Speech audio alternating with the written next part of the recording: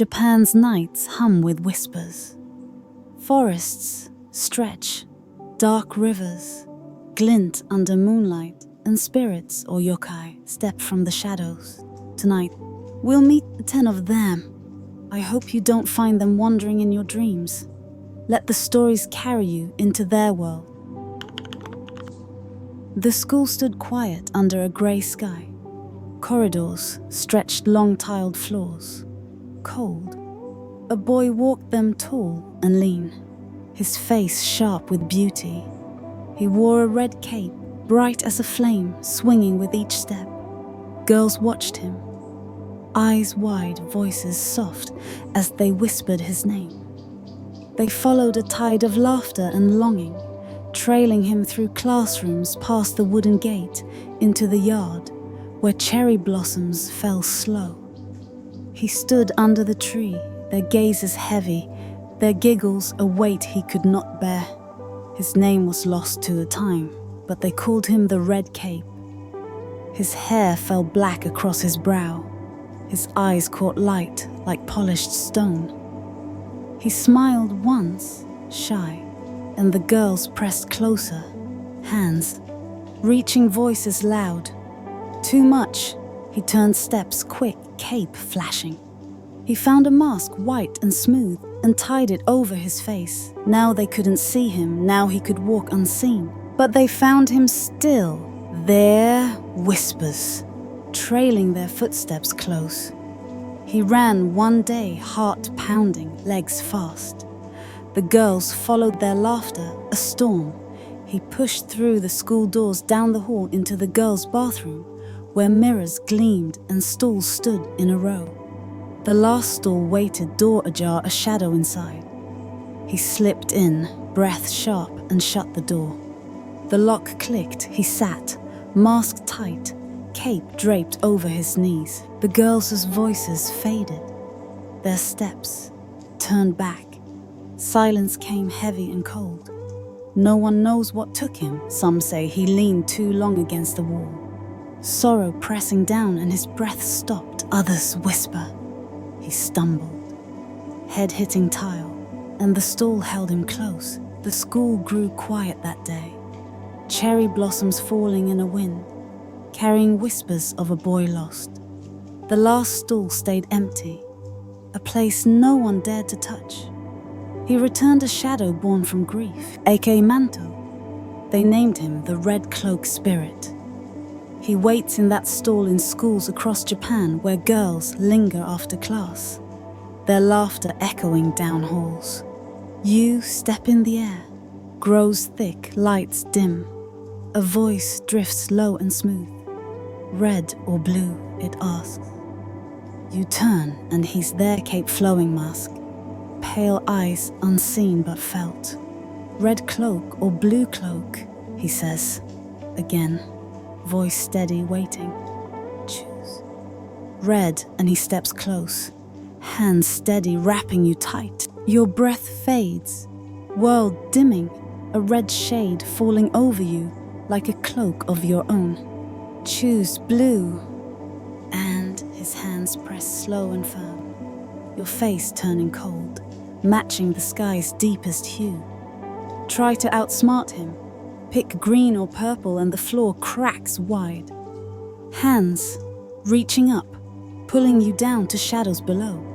Some whisper of a yellow choice, a trick to defy him, say yellow. And he moves fast, pressing your face into the water, the shade turning pale and sour.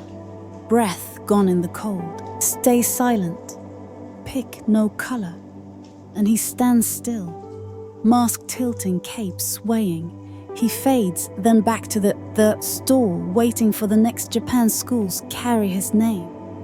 A whisper passed between girls at dusk. The last stall holds his echo, a warning scratched into tiles. Step soft, they say. Speak not, they warn. Aka Manto listens patient as stone. The tale grew from whispers in Kyoto, from shadows of boys who fled. Too much light. Once 2 officers came to a school, their boots loud on the floor. A girl had heard a voice, strange and low. in the bathroom after class. "Shall we put on the red vest?" it asked, a man's tone, not a boy's. The officers stood under the school's roof, sky heavy with rain. The man waited outside, hands on his belt, eyes on the door. The woman stepped in her badge, glinting her steps firm. She entered the last stall door creaking, air cold. The voice came again, same as before. "Shall we put on the red vest?" it asked. Clear and close. She stood tall, wanting it done. "Okay, put it on," she called. Voice sharp. A scream tore through the air, high and quick. Then a thump, heavy and final. The man outside ran, boots slipping heart loud.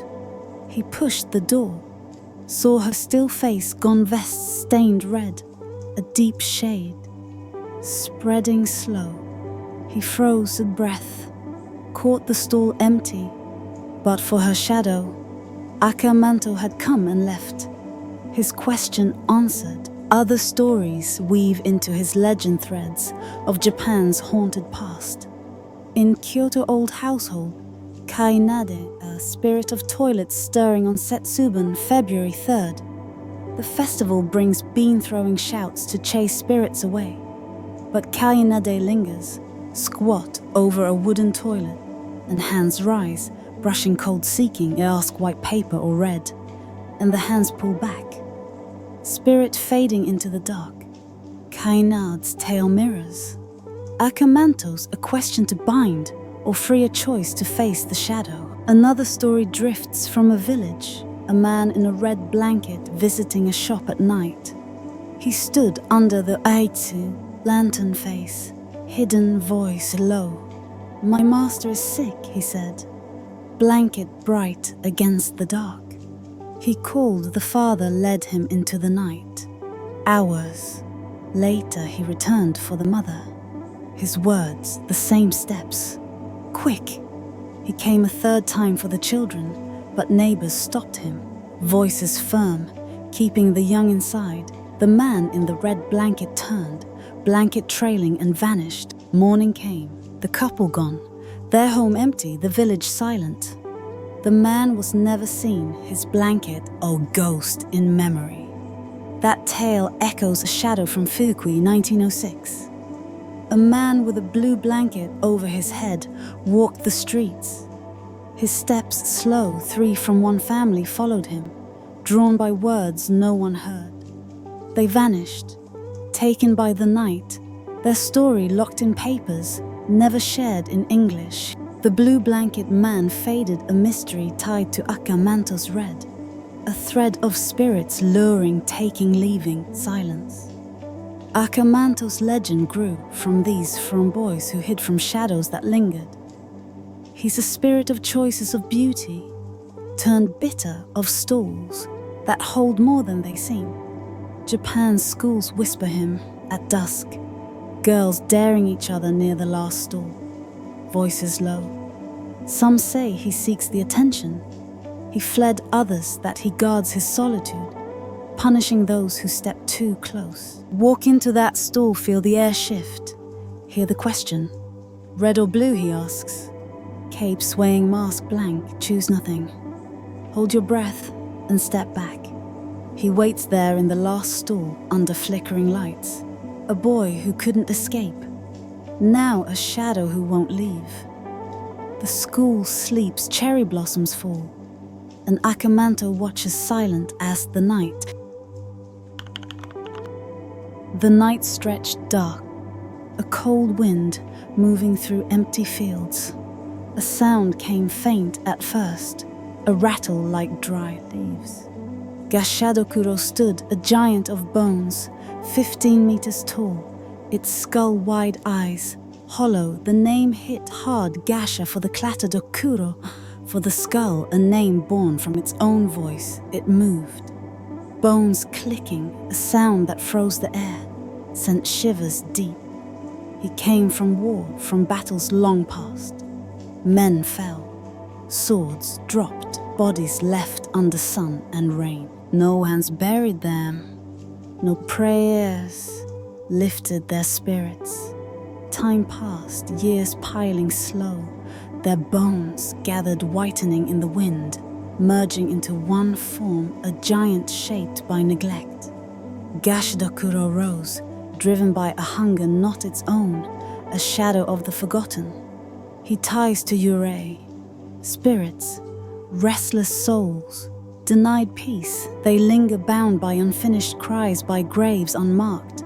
Japan's old tales whisper this, those left unburied wander, their anger hardening into bone. Gashadokuro is their voice, their shape, a giant born from silence. More than 1,000 years back he first walked. Japan trembled, then a rebellion tearing the land. Taira no Masakado led it, a samurai with a blade sharp, his cause fierce against the government's grip. His daughter Takeya Hime stood with him, a girl with eyes like storm clouds, hands skilled in sorcery. She learned the mystic arts, her voice chanting under moonlit trees, her will strong. When her father fell, struck down by enemies, she did not bend. She swore vengeance, her heart afire, her mind set on Kyoto's towers. She turned to dark forces, shadows moving at her call. In a field of fallen soldiers, bones scattered thick, she worked her magic. Her hands traced the air, words low and the earth stirred.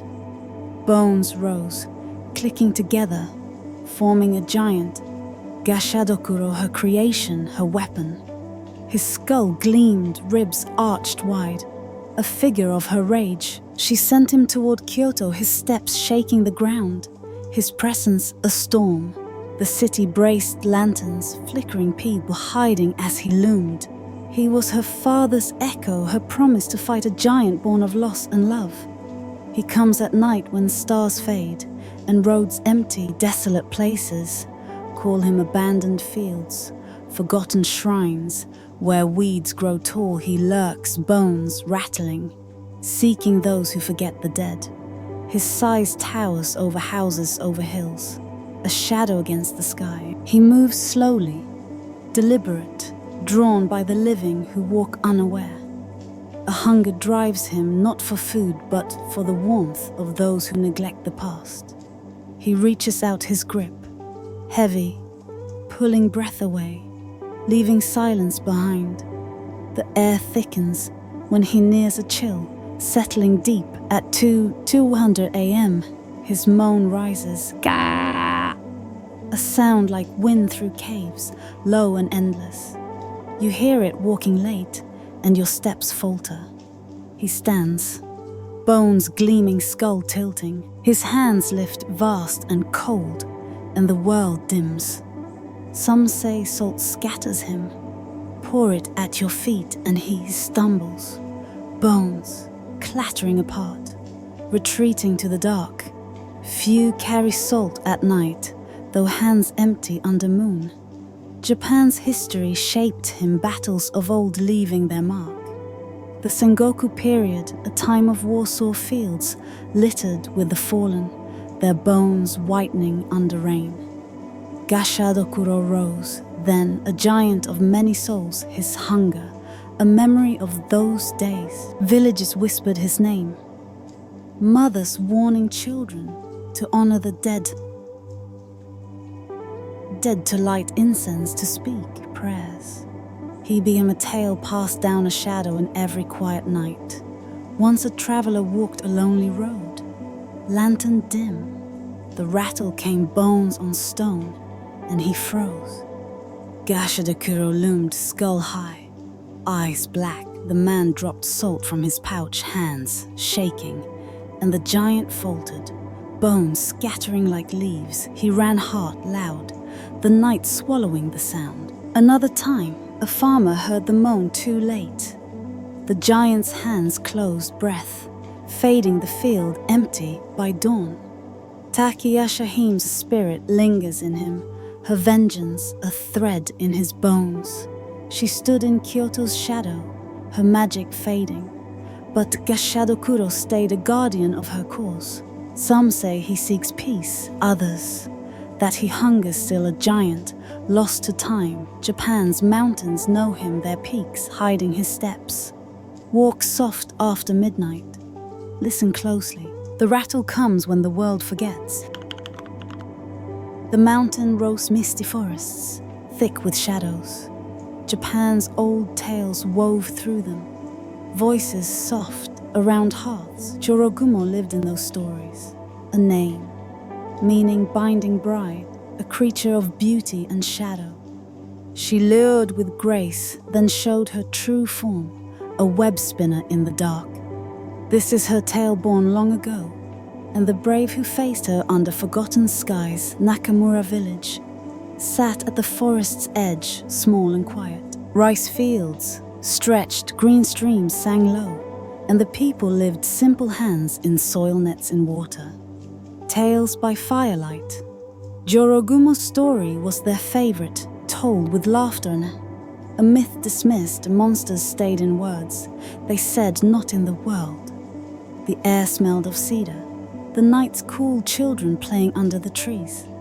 Then Taro vanished, a young man, strong and kind. He went for firewood, axe on his shoulder, boots, crunching leaves. He whistled a tune, the forest familiar, its paths worn by his steps. He didn't return. Others had gone before years back. Their absence, a faint memory. Old men muttering of shadows, women shaking their heads. Now the village stirred voices, low eyes turning to the trees. The 𝘔𝑩𝐷𝘪𝘥, grey hair framing wise eyes, stood by the meeting hall, his staff tapping the ground. His voice trembled steady, despite age. Do not stray far into the forest, he warned. Jorogumo watches. Most laughed, saying Taro lost his way, tripped on a root, his axe buried in moss. But some felt a chill there, old tales stirring true. The forest's silence louder than before.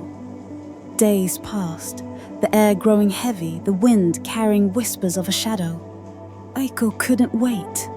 Taro's sister, small but fierce, she packed a satchel, bread, water, a knife for safety.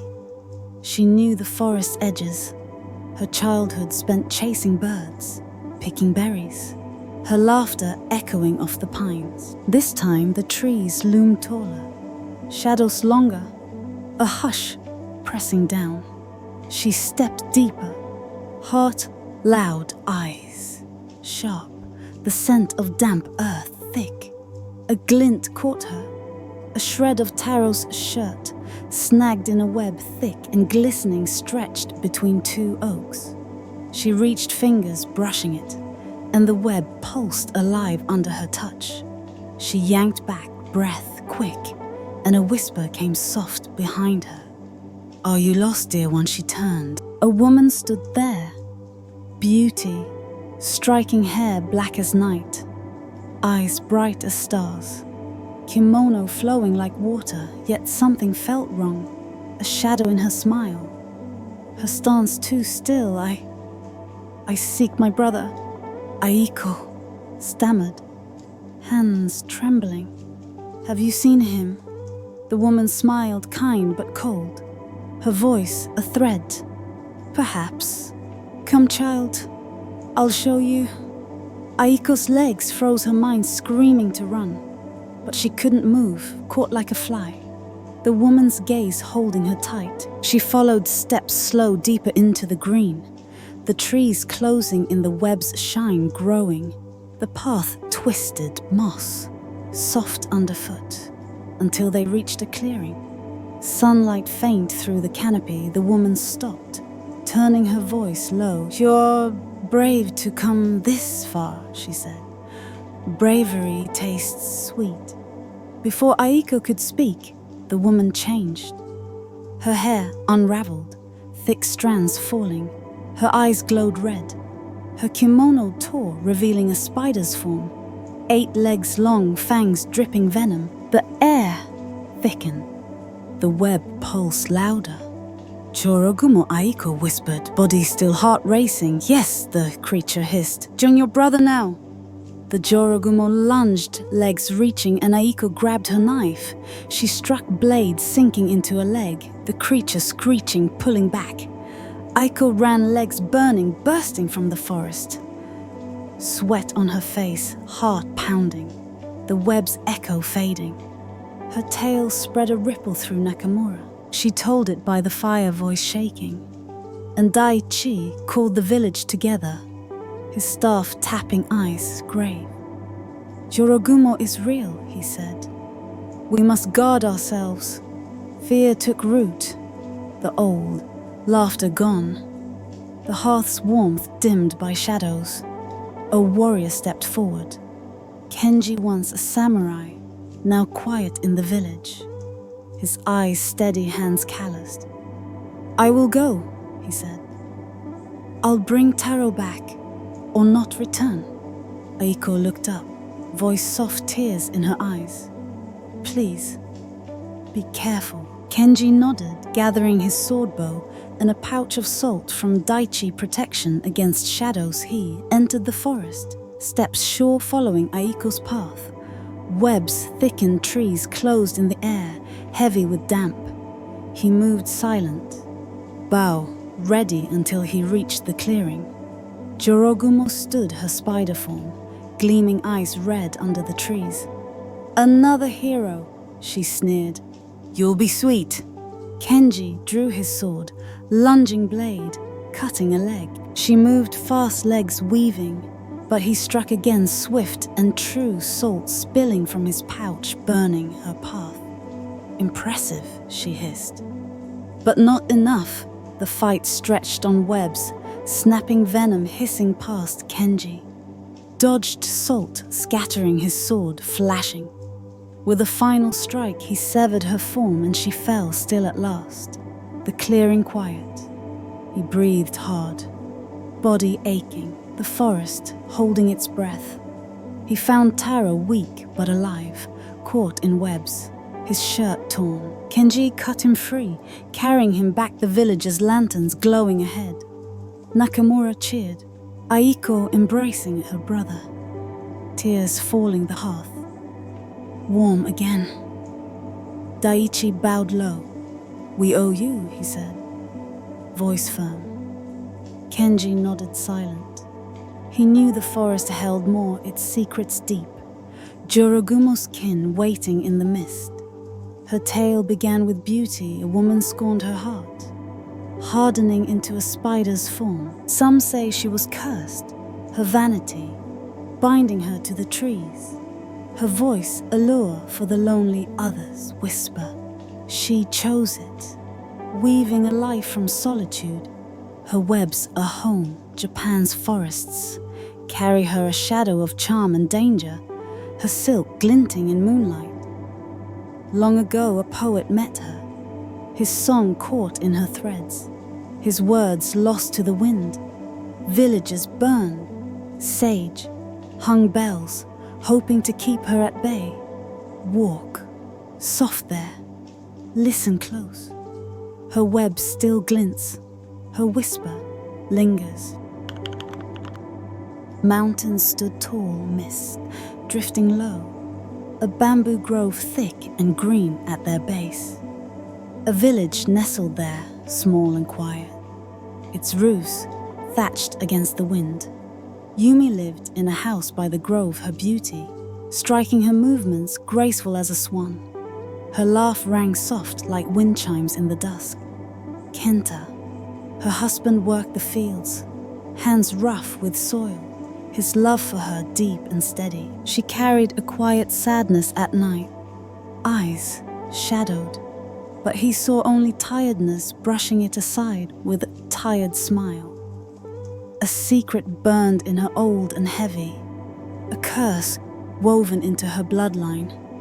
By day she moved among the villagers, hands, gentle face, warm, tending rice or weaving mats. Night fell and the change came. Her neck stretched long, impossibly thin, her head floating free, drifting beyond the house. Her body lay still on their mat, breath shallow, a shell left behind. Yumi was Rokurokubi, bound to this double life, a heritage she couldn't shed. The curse traced back generations, a shadow from forgotten sins, passed to each daughter in her family. One evening, the sun sank red crops heavy from the day's labor. Kenta noticed her distant eyes clouded. Hands. Slow as she swept the floor, he reached for her face, concern creasing his brow, but she turned away. Hiding something deep, he let it pass. Exhaustion pulling him to bed. Sleep came restless, the night thick with silence. He stirred, eyes blinking in the dim glow of a 𝘗𝘪𝘥. Yumi lay beside him, body still a stone, her head gone. A shadow moved by the window, faint against the moon. Her head floated outside, neck stretched, far face, blank eyes, distant. That night, amidst the dim light of the room, Kenta's heart pounding to the truth laid bare. His wife, his love carried a monster's form. Morning broke light, creeping through the shutters. Her head returned, neck shortening, body whole again.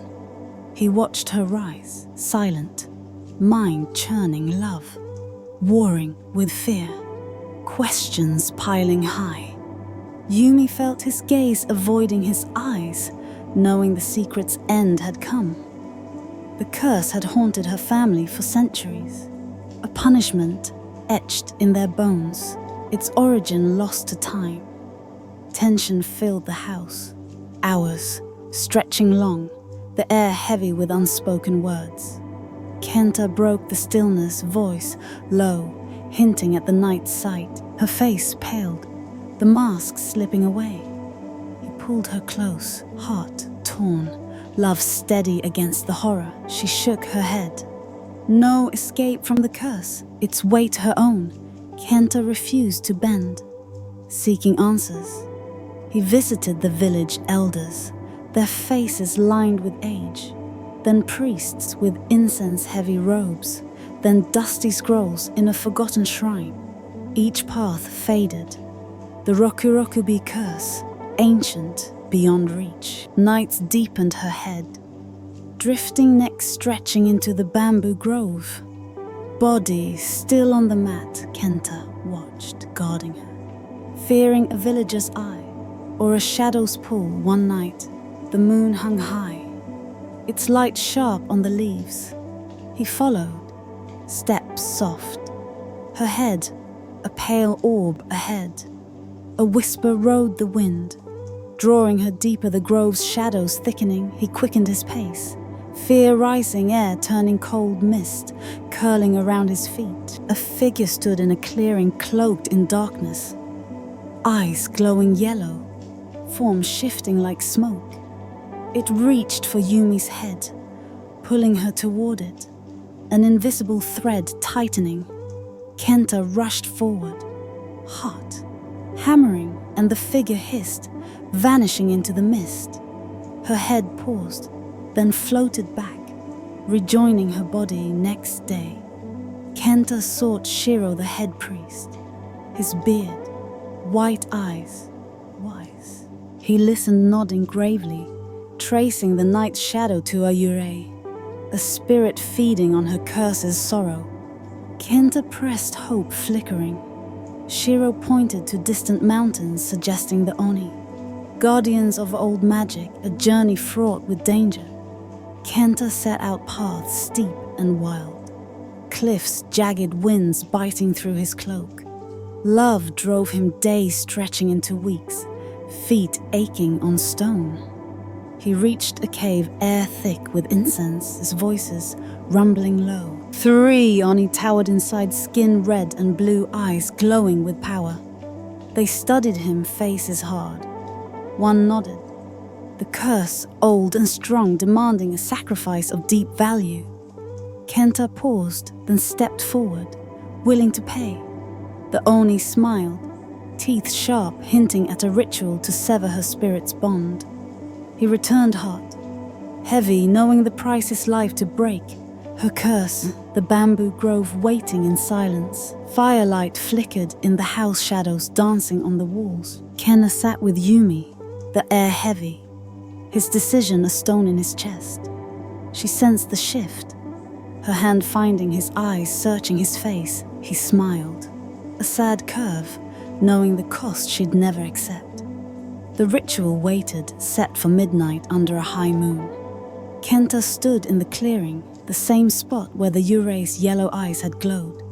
Shiro, the village priest, stood nearby, his robes dark against the night, ready to chant the words. Yumi's body lay in Thesana still on the grass, her head already drifting a pale orb in the air. Kenta nodded to Shiro, resolve hard in his chest. No other path left.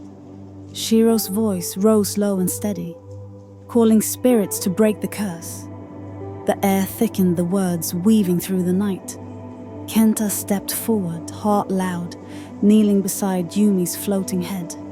His hand touched her cheek, tears falling slow, a final whisper on his lips. He spoke of love, of sorrow, the words soft against her stillness. The magic surged, sharp and heavy, severing the curse's thread. Yumi's body fell gentle to the earth, her head settling back. The bond broken, Kenta felt his own warmth fade, his breath slipping away, the price paid.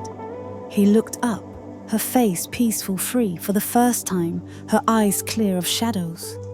Darkness came soft and final, closing around him, days, past the village alive with whispers. Yumi lived on curse, lifted, but her heart carried Kenta's absence, a weight she'd never shed. She stayed alone, never taking another, her days spent honoring his memory. Flowers by the grove, prayers at dawn. The Rokurokubi tale lingered a shadow in the land, but Yumi's story grew brighter, a light of love's triumph, strong against the oldest curses. The sky turned black, roads stretched empty under a moonless night. Kuchisake Onna walked those paths, a shadow born of vengeance, her presence a chill in the air. She was a woman once, her beauty stolen by a cruel mark, a gash stretching wide across her face, ear to ear. Night cloaked her, a cloth mask, hiding the scar.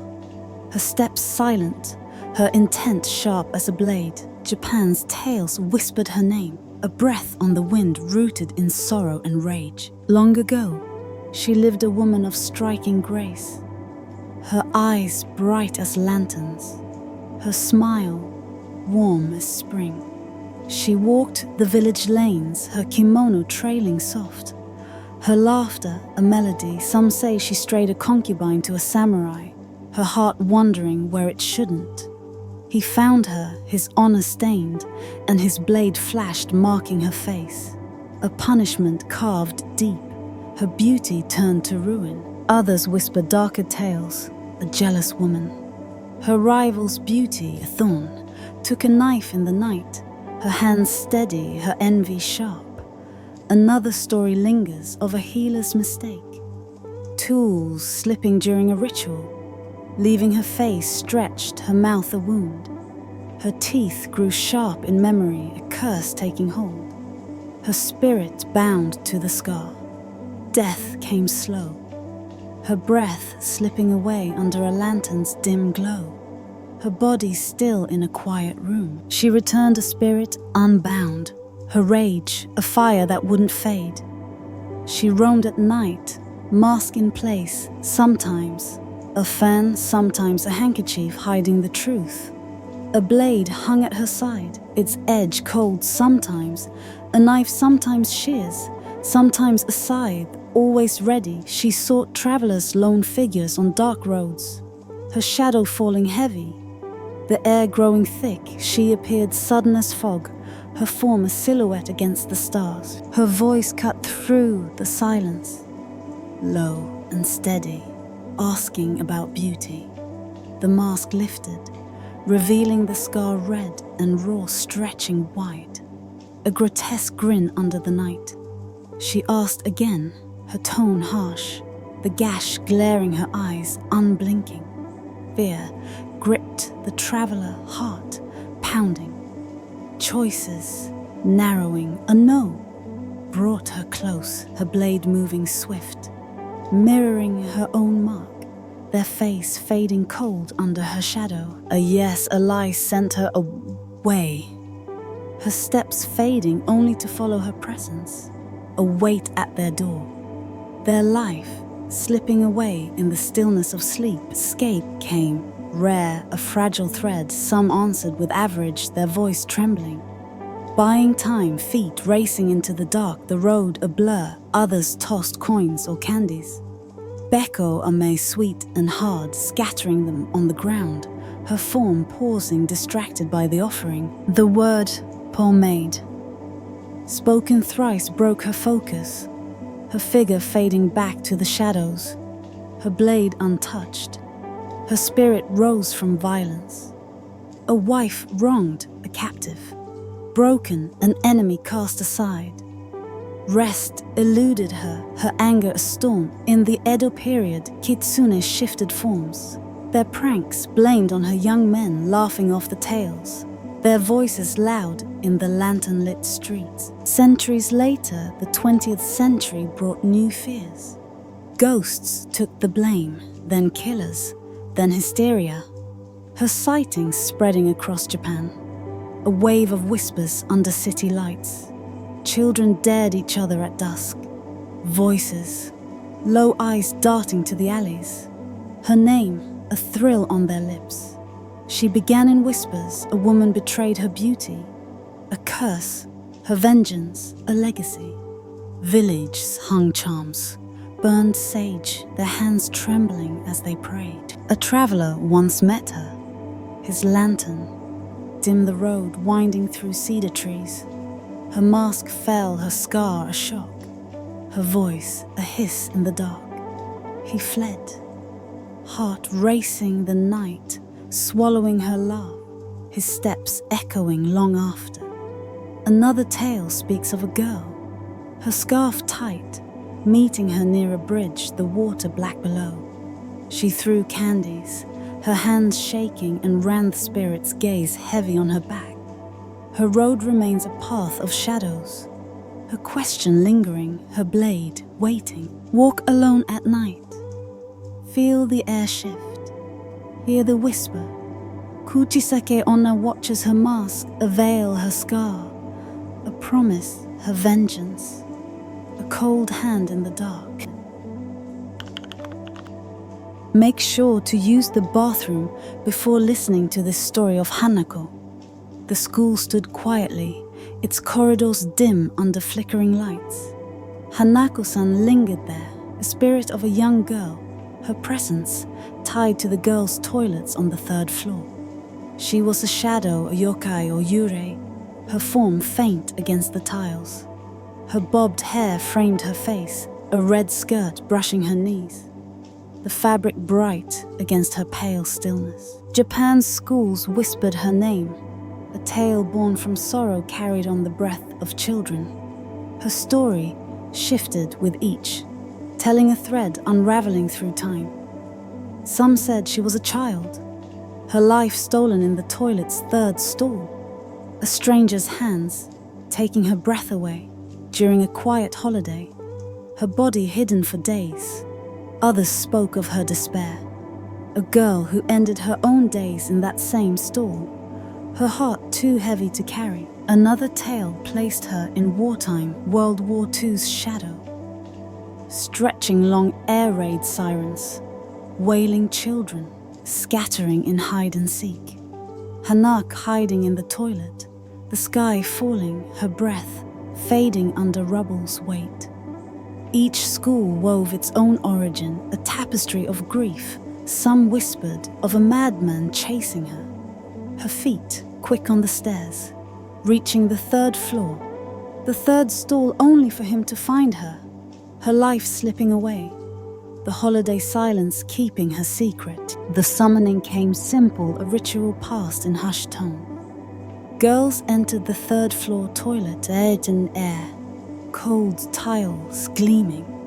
They knocked thrice on the third stall, the sound echoing sharp, asking for Hanako-san. Her voice answered soft and clear, a confirmation of her presence. The air shifted heavy with her gaze. A hand appeared in some tales, ghostly and cold, reaching from the stall, pulling the summoner into shadows. A path to deeper dark. Others saw Hanako herself, her red skirt, swaying her face pale, drawing them close, the toilet a gate to endless night. In darker whispers, a three-headed lizard emerged, scales glinting, claiming privacy. Broken its jaws, snapping the summoner's warmth, fading fast. Escape lingered as a faint hope, a whisper of survival. Some carried tokens. Hanako despised a test sheet marked perfect. Its score a taunt, a school lunch, milk carton, its whiteness a mockery. They showed these her form, retreating, the air lightening, the stall silent. Once more, Hanako-san's tale began in tragedy. A girl caught in fate's grip, her spirit bound to the tiles. Schools across Japan claimed her, their toilets a stage for dares, children's voices low at dusk. A girl once knocked her friends, giggling behind the stall door, creaking a chill brushing her skin. She fled. Milk carton dropped her laughter, swallowed by the stairs. Another story spoke of a boy daring the ritual on a bet. The third knock unanswered, but the lights flickered, a shadow in red passing the mirror. His steps quick to the door. Her legend grew a thread through time, tying grief to the present. Villages near schools burned incense, hung charms, hoping to ease her rest. Teachers locked the third-floor toilets at night, their keys heavy, the air thick with whispers. Hanako-san stayed a spirit of the stall, her red skirt a flicker in the dark, her sorrow a weight on the tiles. Twilight settled heavy the temple's silhouette, sharp against a fading sky. Ohaguro Bettari lingered there, a yokai born of shadow her form, a deceptive beauty. She stood near shrines, her kimono flowing white as the bride's, the fabric catching the last light. Japan's tales held her a name from the 1841, Ihon Hayaku Monogatari, a ghost of a woman who passed before vows, or one who scorned the bonds forced upon her. Buddhist sects Jodo Shinshu wore headpieces like hers, praying under lanterns, their chants a low hum. She appeared late when the air grew cold, loitering near sacred grounds or slipping into a man's home, her shape mimicking a wife's.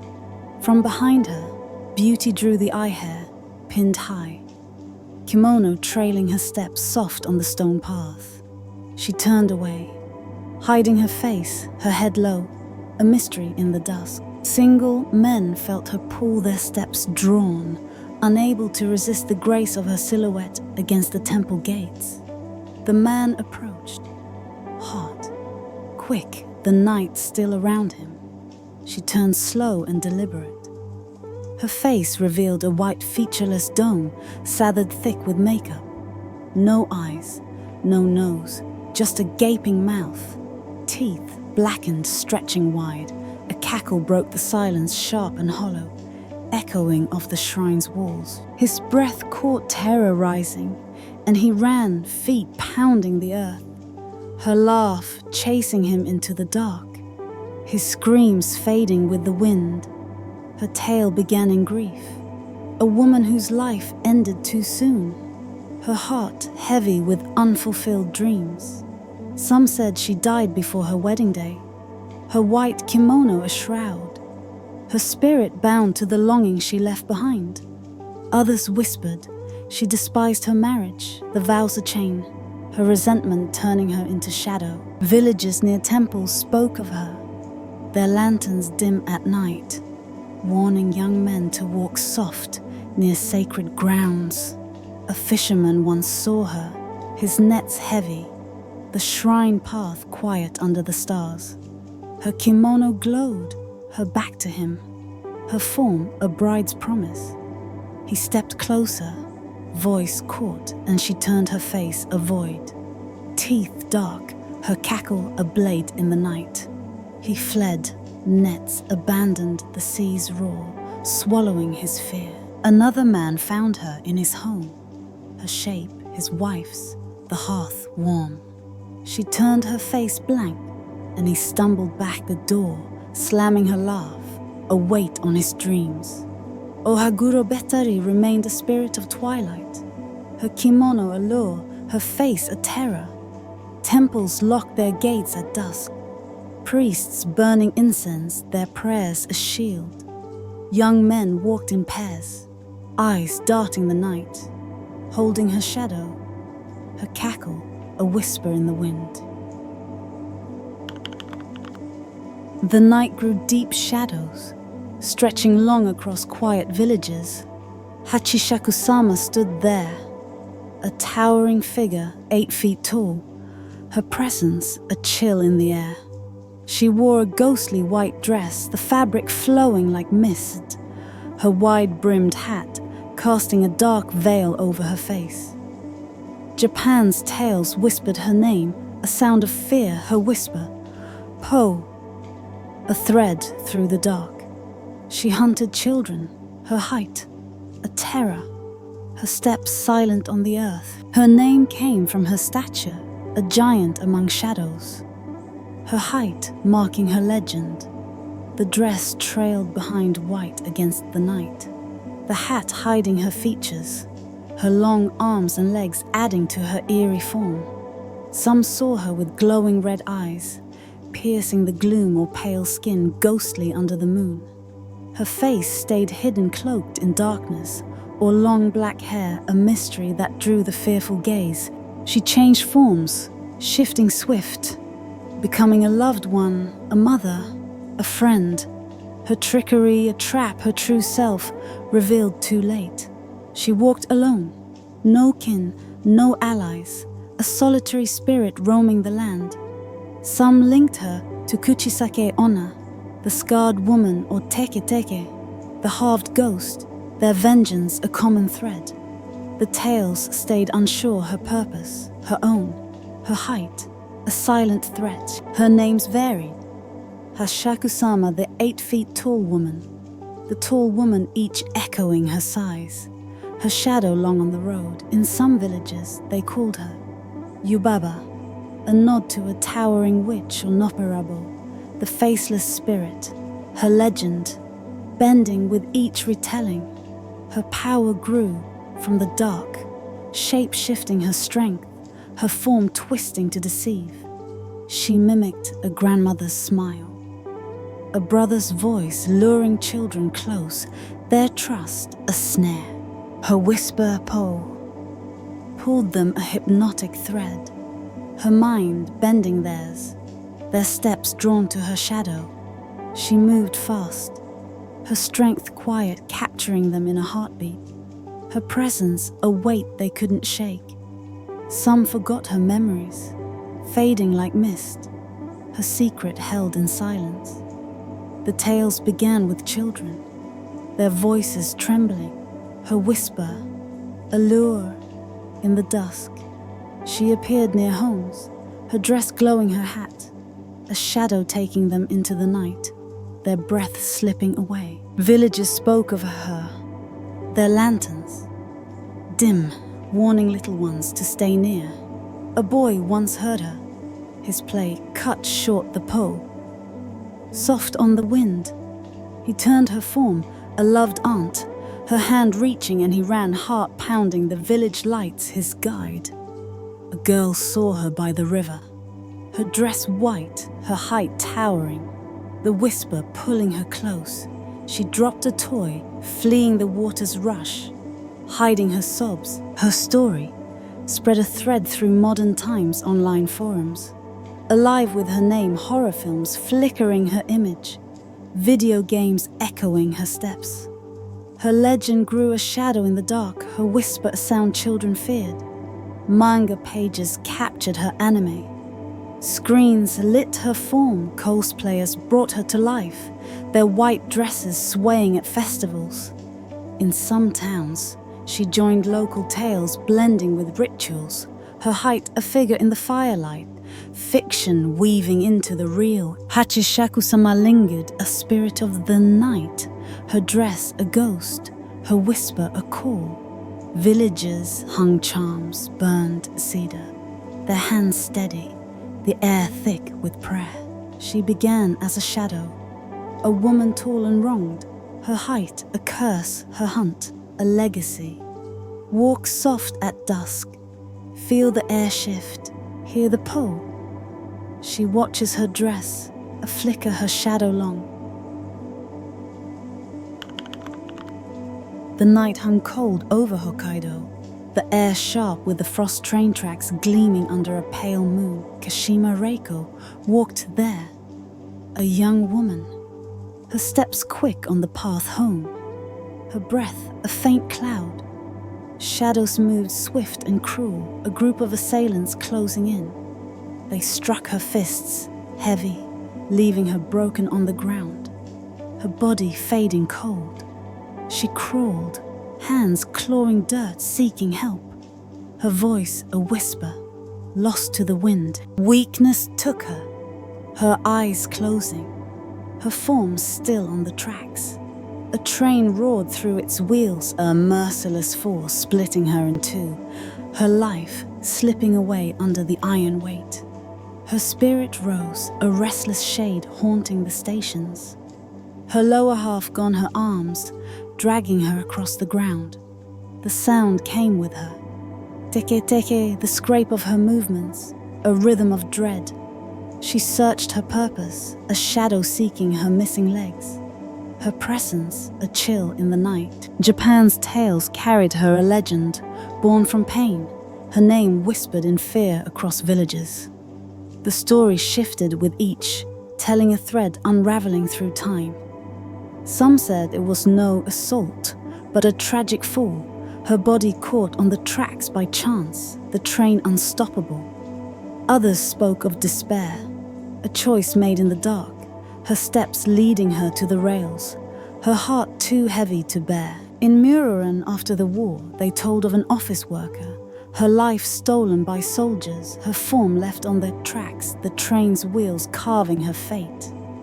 The Hokkaido cold gripped her, slowing her end, her body writhing, seeking aid, her breath shallow. A station attendant saw her, his eyes cold, covering her with a plastic tarp, her life fading slow under the weight, her agony stretching long into the night. Her ghost appeared 3 days Sien after the tale was heard, her form a nightmare upper body, alone arms pulling her forward, her speed a terror, outrunning even cars, her pace a blur at 150 kilometers an hour.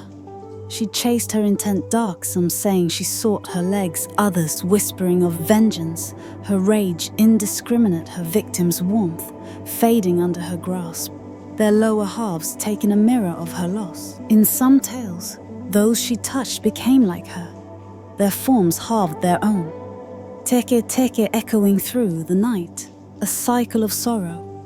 Protection varied, a fragile hope in the dark. Some carried charms, talismans, carved with care, their hands trembling as they walked the tracks. Others said no charm could hold. Her wrath a storm, her shadow a certainty, her touch a final call. Villagers spoke of her, their lanterns, dim warning against cruelty. Her story a lesson, mistreat another, and her shade would find you. Your life split by her grief. She began as a victim wronged in life. Her death, a chain, her rise, a fire to burn the unkind. A boy once saw her, his bicycle still, the station empty, the Teke Teke sound, creeping close, her form loomed, arms dragging eyes hollow, and he fled, pedals a blur, her shadow long behind him, the tracks gleaming with her sorrow. A woman heard her, the tales afresh. The third night, Heavy, the station platform silent. She ran the sound, chasing her breath. A gasp, the ghost's speed, a terror, the night swallowing her fear. Teke. Teke lingered, a spirit of the rails, her sound a warning, her form, a scar on the night. Stations locked their gates at dusk, attendants burning cedar. Their prayers, a shield against her grief. She began in pain, a woman broken, her vengeance, a legacy. Her Teke Teke, a call to kindness, her shadow a reminder under the Hokkaido moon.